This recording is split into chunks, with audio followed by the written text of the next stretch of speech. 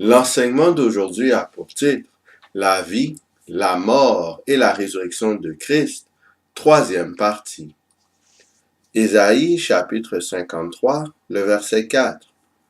Cependant, ce sont nos souffrances qu'il a portées, c'est de nos douleurs qu'il s'est chargé, et nous l'avons considéré comme puni, frappé de Dieu et humilié. 2 Corinthiens chapitre 5, le verset 21. Celui qui n'a point connu le péché, il l'a fait devenir péché pour nous, afin que nous devenions en lui justice de Dieu. Jésus a porté toutes les souffrances et les douleurs de l'humanité. Il est devenu péché pour l'être humain. Dans la présente étude, nous analysons spécialement la période où Jésus a porté l'iniquité de la race humaine. Matthieu chapitre 26, les versets 36 à 39. Là-dessus, Jésus alla avec eux dans un lieu appelé Gethsémani, et il dit aux disciples, « Asseyez-vous ici, pendant que je m'éloignerai pour prier. » Il prit avec lui Pierre et les deux fils de Zébédée, et il commença à éprouver de la tristesse et des angoisses. Il leur dit alors, « Mon âme est triste jusqu'à la mort. Restez ici et veillez avec moi. » Puis, ayant fait quelques pas en avant, il se jeta sur sa face et pria ainsi, « Mon Père, s'il est possible, que cette coupe s'éloigne de moi. Toutefois, non pas ce que je veux, mais ce que tu veux. » Matthieu chapitre 26, les versets 40 à 44.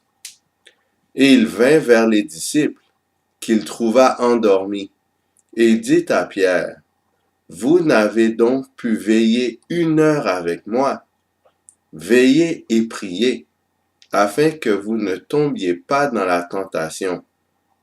L'esprit est bien disposé, mais la chair est faible. » Il s'éloigna une seconde fois et pria ainsi, « Mon Père, s'il n'est pas possible que cette coupe s'éloigne sans que je la boive, que ta volonté soit faite. » Il revint et les trouva encore endormis, car leurs yeux étaient appesantis. Il les quitta et s'éloignant, il pria pour la 3e fois, répétant les mêmes paroles. Luc chapitre 22, les versets 39 à 44. Après être sorti, il alla, selon sa coutume, à la montagne des Oliviers. Ses disciples le suivirent. Lorsqu'il fut arrivé dans ce lieu, il leur dit, « Priez, afin que vous ne tombiez pas en tentation. » Puis il s'éloigna d'eux à la distance d'environ 1 jet de pierre, et, s'étant mis à genoux, il pria, disant, « Père, si tu voulais éloigner de moi cette coupe, toutefois, que ma volonté ne se fasse pas, mais la tienne. » Alors un ange lui apparut du ciel pour le fortifier. Étant en agonie, il priait plus instamment, et sa sueur devint comme des grumeaux de sang qui tombaient à terre. Jésus est allé prier au jardin de Gethsémani. Il ressentait un niveau maximal de tristesse et d'angoisse. Il a pris Pierre, Jacques et Jean, les disciples qui étaient particulièrement attachés à lui, car il avait besoin de support humain à cette occasion. Il a eu besoin qu'un ange du ciel vienne le fortifier pendant sa prière.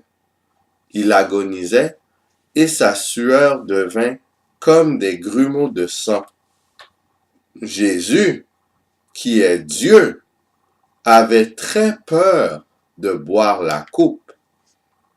Que représente cette coupe? Apocalypse chapitre 14, le verset 10.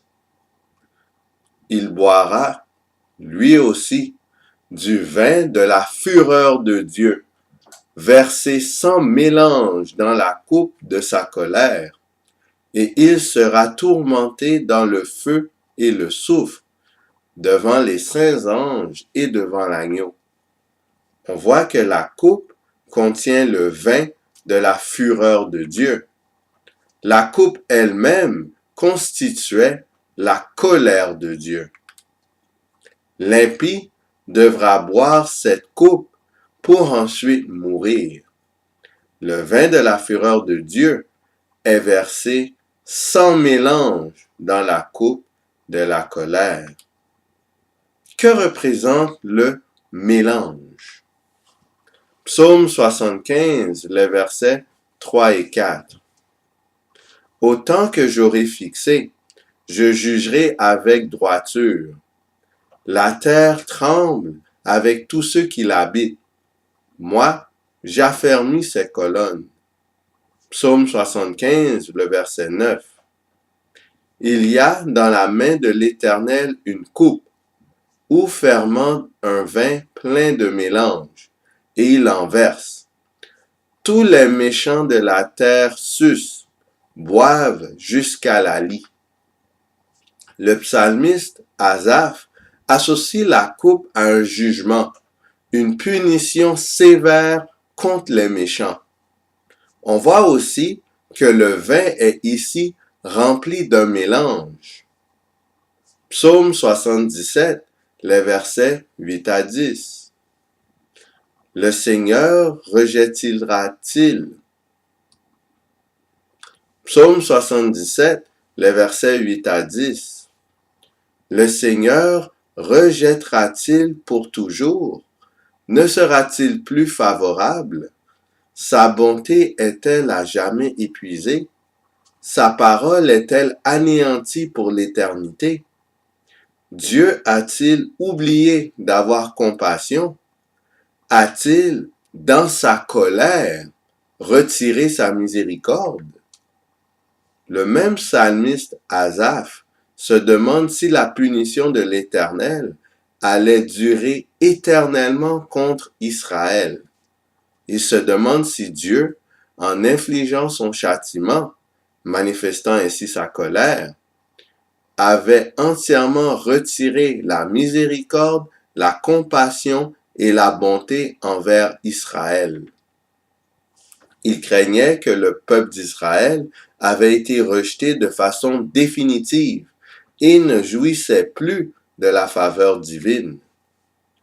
Ce texte sous-entend qu'ordinairement, lorsque Dieu se met en colère et qu'il châtie un peuple, ce châtiment est accompagné d'une certaine mesure de miséricorde, de compassion et de bonté. En ce sens, le vin de la fureur de Dieu est versé avec un mélange de miséricorde, de compassion et de bonté. Cependant, dans le cas de la coupe de l'Apocalypse, ainsi que dans le cas de la coupe que Jésus a bu dans le jardin de Gethsémani, il n'y avait aucun mélange. Jésus avait donc pris sur lui la colère de Dieu, la fureur de Dieu, sans mélange de miséricorde, de compassion et de bonté. 1 Pierre chapitre 1, les versets 19 et 20. Mais par le sang précieux de Christ, comme d'un agneau sans défaut et sans tache, prédestiné avant la fondation du monde, et manifesté à la fin des temps à cause de vous. Par amour pour les humains, Jésus avait planifié de subir une telle épreuve. Il avait subi la séparation de son Père et la séparation de son esprit. Il devait rester fidèle du début à la fin de cette épreuve. Jésus devait être prêt à faire face à la croix sans retourner en arrière. Le salut de l'humanité dépendait de la réussite de Jésus. Hébreux chapitre 5, les versets 7 à 9. C'est lui qui, dans les jours de sa chair, ayant présenté avec de grands cris et avec larmes, des prières et des supplications à celui qui pouvait le sauver de la mort, et ayant été exaucé à cause de sa piété, a appris, bien qu'il fût fils, l'obéissance par les choses qu'il a souffertes. Jésus a demandé que la volonté du Père soit faite au lieu de la sienne. La requête de Christ a donc été exaucée en vertu de sa révérence envers Dieu. Malgré son statut de fils de Dieu, Jésus a dû apprendre à obéir par la souffrance suprême de la séparation totale de son Père. Jean chapitre 18, les versets 1 à 6. Lorsqu'il eut dit ces choses, Jésus alla avec ses disciples de l'autre côté du torrent du Cédron, où se trouvait un jardin, dans lequel il entra, lui et ses disciples. Judas, qui le livrait, connaissait ce lieu, parce que Jésus et ses disciples s'y étaient souvent réunis. Judas donc, ayant pris la cohorte et des huissiers qu'envoyèrent les principaux sacrificateurs et les pharisiens, vint là avec des lanternes, des flambeaux et des armes. Jésus, sachant tout ce qui devait lui arriver, s'avança et leur dit, « Qui cherchez-vous? » Ils lui répondirent, « Jésus de Nazareth. » Jésus leur dit, « C'est moi. » Et Judas, qui le livrait, était avec eux. Lorsque Jésus leur eut dit, « C'est moi », ils reculèrent et tombèrent par terre.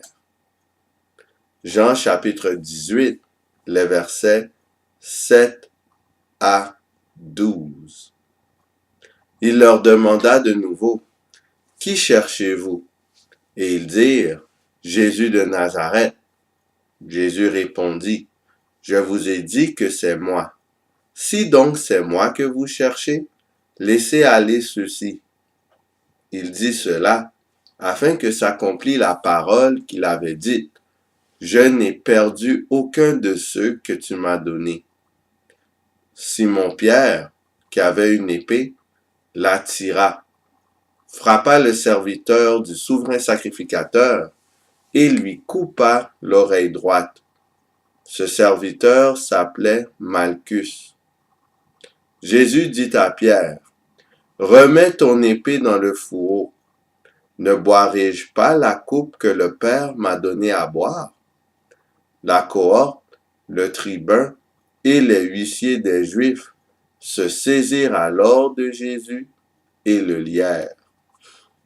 Jésus a dit à Pierre qu'il devait boire la coupe de la colère de Dieu sans mélange de miséricorde. En d'autres termes, il devait subir le châtiment réservé aux pécheurs impénitents afin de sauver l'humanité. Lorsque les gens qui devaient chercher Jésus tombèrent par terre, le Seigneur avait l'opportunité de prendre la fuite. Cependant, le Christ avait accepté d'aller au bout de sa mission sur terre. Il est donc resté sur place à attendre qu'il se relève. Jésus savait qu'il devait être livré pour ensuite mourir, et il n'a pas reculé devant cette situation. Hébreux chapitre 12, les versets 3 et 4.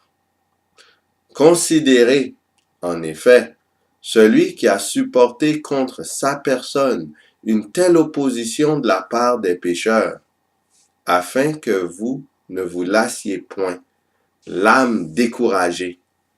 Vous n'avez pas encore résisté jusqu'au sang en luttant contre le péché. À l'instar de Jésus-Christ, nous sommes appelés à résister jusqu'au sang en luttant contre le péché. Lévitique chapitre 17, le verset 14. Car l'âme de toute chair, c'est son sang qui est en elle. C'est pourquoi j'ai dit aux enfants d'Israël, vous ne mangerez le sang d'aucune chair, car l'âme de toute chair, c'est son sang. Quiconque en mangera sera retranché. Le sang, dans la Bible, représente l'âme de toute chair. En d'autres termes, cela représente la vie de toute créature. Cela signifie que nous devons résister au péché en arrivant au point où nous sommes prêts à sacrifier notre propre vie afin de rester fidèles à Dieu. Pour ce faire, nous devons aussi être prêts à passer à travers la souffrance et la douleur. C'est la seule façon de parvenir à parfaitement obéir à Dieu dans ce monde de péché. En vertu du triomphe de Jésus, nous pouvons aussi vaincre. Prochainement, nous regarderons la croix du calvaire. Sur ce, qui allons-nous choisir? Est-ce qu'on choisit le camp de l'agneau? Est-ce que nous montrons que nous sommes prêts à résister jusqu'au sang contre le péché? Ou est-ce qu'on choisit le camp du serpent et on s'oppose de façon définitive au Fils de Dieu? Que le Seigneur nous guide afin que nous puissions choisir Christ et le suivre partout où il va, car en le contemplant, nous aurons son caractère et nous serons prêts pour entrer dans la Nouvelle Jérusalem. Que le Seigneur nous garde.